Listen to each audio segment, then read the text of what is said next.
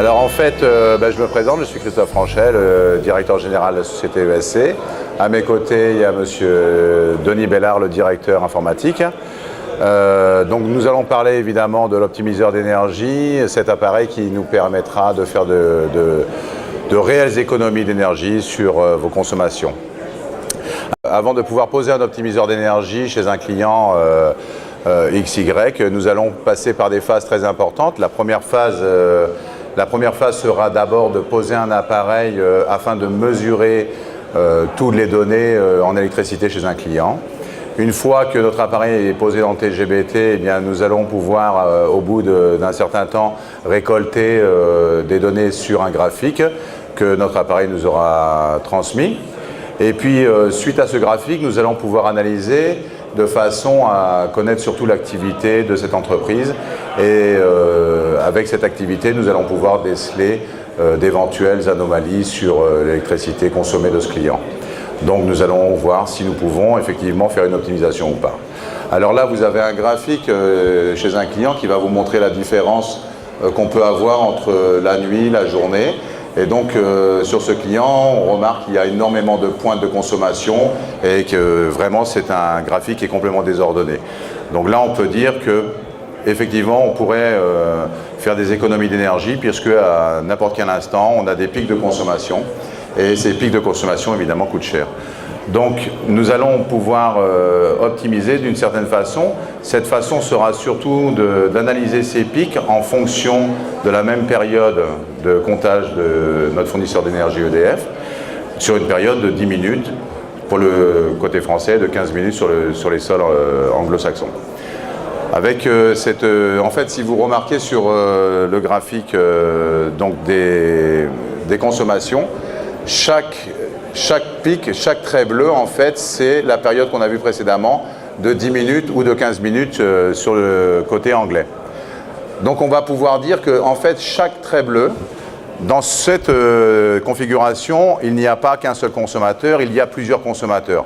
Il va falloir évidemment qu'on cherche quels sont ces consommateurs. On va faire donc une étude approfondie. Est-ce que ce sont des climatisations, des fours, de l'éclairage ? Et grâce à ça, nous allons pouvoir examiner en fonction évidemment des habitudes du client, est-ce qu'on va pouvoir couper ou pas couper à certains moments, donner un ordre de déclenchement d'un appareil ou d'un autre. Je vais prendre un exemple qui est très très simple. Si on prend une configuration où il y a par exemple 10 ventilateurs, on sait que même chez nous, si on coupe un ventilateur avec un interrupteur simple, qu'est-ce qui va se passer? Eh bien, il va continuer à tourner pendant un certain temps. On va examiner ce temps et on va surtout se dire bon, combien de temps encore il va pouvoir tourner. Donc dans ce cas échéant, je vais dire ben voilà, j'ai 10 ventilateurs qui tournent, je vais en couper 5 pendant un certain temps. Et comme je dis, ce certain temps est toujours calculé par l'appareil. Et avant même que ces appareils ne s'arrêtent complètement, on va les remettre en route et on va couper les 5 autres, ainsi de suite. Mais l'important pour nous est surtout de ne pas changer le confort du client. Alors je vais prendre un exemple différent, c'est sur une climatisation. Si par exemple on met une climatisation à 16 degrés dans un bureau et on ne veut pas changer ce confort de 16 degrés, on va faire un test avec une sonde de température en disant, eh bien voilà, si je coupe uniquement le compresseur et pas l'évaporateur, combien de temps je vais pouvoir avoir ces 16 degrés? Et donc cette puissance que j'aurai récupérée sur le compresseur va me permettre d'utiliser un autre appareil, voire une autre air conditionnée à un certain moment.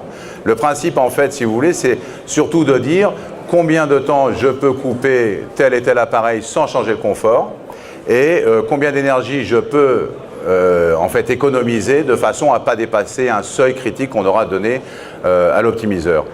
On va passer à la suivante, voilà. Donc ce qu'on va faire pour déterminer tout ça, c'est que chaque appareil qu'on va connecter sur l'optimiseur, on va lui donner un nom, une adresse. Donc on a des petits appareils qui se connectent sur les compresseurs des clims, sur les groupes froids, et on va leur dire, ben voilà, ce compresseur s'appelle par exemple compresseur chambre froide négative A1, la climatisation du bureau du directeur.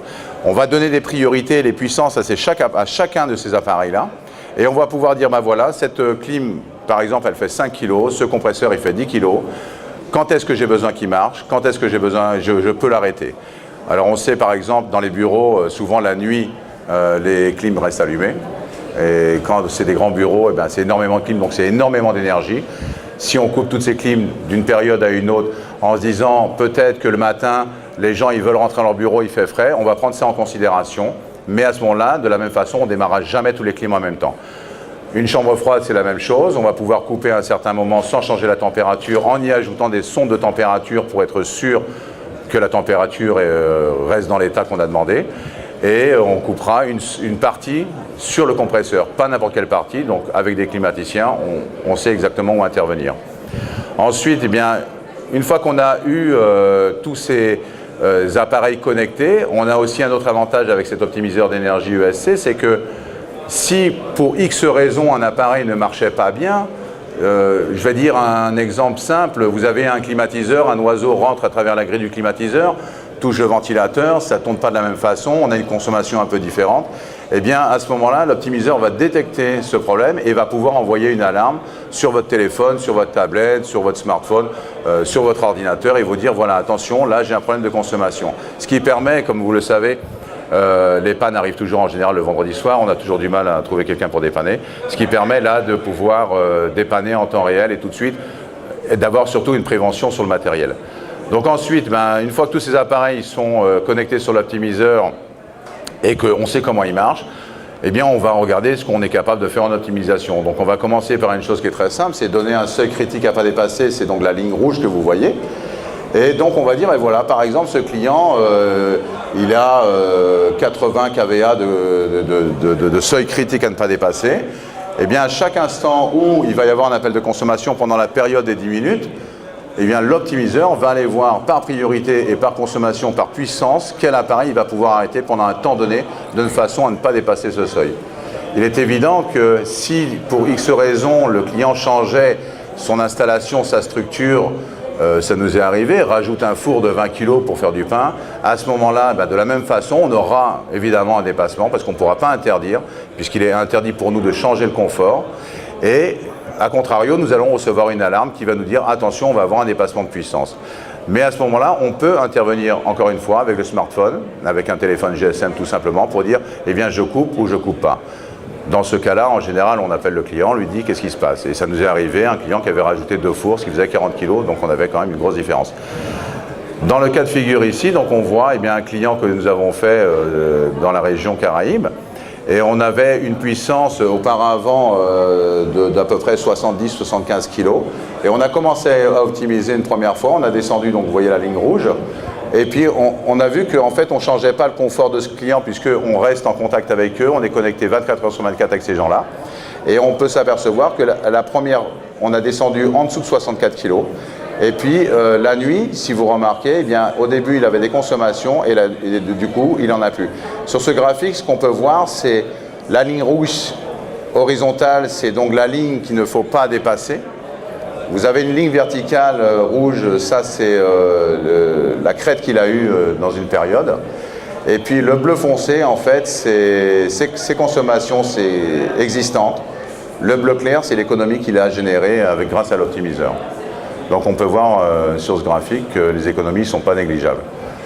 La nuit, pourquoi on a autant de consommation, autant d'économies, je veux dire, excusez-moi, c'est parce que dans cet établissement, il avait des clims qui tournaient constamment la nuit.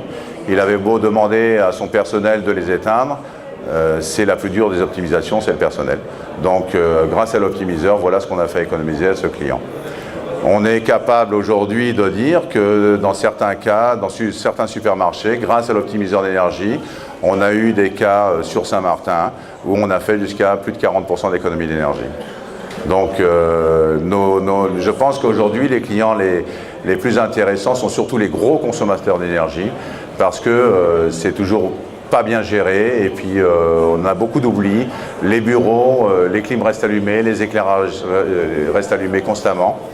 Et je pense que ça c'est du gaspillage et qu'on ne fait pas attention à ça et que même pour notre planète il est vraiment important de faire attention à cette petite énergie qu'on peut économiser. Merci beaucoup.